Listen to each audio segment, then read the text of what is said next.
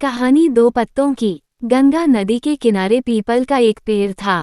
पहाड़ों से उतरती गंगा पूरे वेग से बह रही थी कि अचानक पेड़ से दो पत्ते नदी में आ गिरे। एक पत्ता आड़ा गिरा और एक सीधा।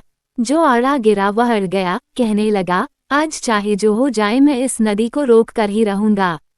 चाहे मेरी जान ही क्यों न चली जाए, मैं इसे आगे नहीं बढ़ने दूंगा। वह जोर जोर से चिल्लाने लगा, रुक जा गंगा, अब तू और आगे नहीं बढ़ सकती, मैं तुझे यहीं रोक दूंगा। पर नदी तो बढ़ती ही जा रही थी। उसे तो पता भी नहीं था कि कोई पत्ता उसे रोकने की कोशिश कर रहा है। पर पत्ते की तो जान पर बन आई थी। वो लगातार संघर्ष कर रहा था। नहीं जानता था कि बिना लड़े भी वहीं पहुंचेगा जहां लड़कर, थक कर, हार कर पहुंचेगा। पर अब और तब के बीच का समय उसकी पीड़ा का, उसके संताप का काल बन जाएगा। वहीं दूसरा पत्ता जो सीधा गिरा था, वह तो नदी के प्रवाह के साथ ही बड़े मजे से बहता चला जा रहा था। ये कहता हुआ कि चल गंगा, आज मैं तुझे तेरे गंतव्य तक पहुंचा के ही दम लूंगा। चाहे जो हो जाए मैं तेरे मार्ग में कोई अवरोध नहीं आने दूंगा। तुझे सागर तक पहुंचा ही दूंगा। नदी को इस पत्ते का भी कुछ पता नहीं। वह तो अपनी ही धुन में सागर की ओर बढ़ती जा रही थी। पर पत्ता तो आनंदित है। वह तो यही समझ रहा है कि वही नदी को अपने साथ बहाए ले जा रहा है। आड़े पत्ते की तरह सीधा पत्ता भी नहीं जानता था कि चाहे वह नदी का साथ दे या नहीं, नदी तो वहीं पहुंचेगी जहां उसे पहुंचना है।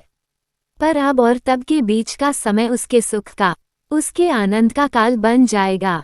जो पत्ता नदी से लड़ रहा है, उसे रोक रहा है, उसकी जीत का कोई उपाय संभव नहीं है। और जो पत्ता नदी को बहाए जा रहा है, उसकी हार का कोई उपाय संभव नहीं है।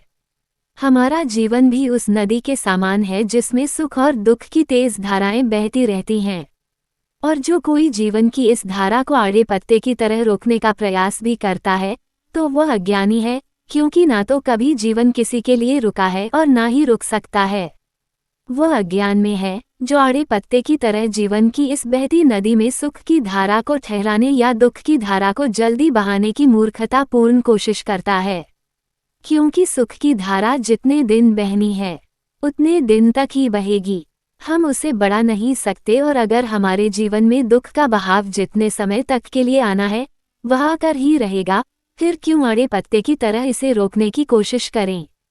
बल्कि जीवन में आने वाली हर अच्छी बुरी परिस्थितियों को सहज स्वीकार कर, संतुष्ट होकर जीवन की बहती धारा के साथ उस सीधे पत्ते की तरह ऐसे चलते जाएं, जैसे जीवन हमको नहीं बल्कि हम जीवन को चला रहे हो। सीधे पत्ते की तरह सुख और दुख में संतुष्ट होकर और आनंदित होकर जीवन की धारा में मौज से बहते जाएं।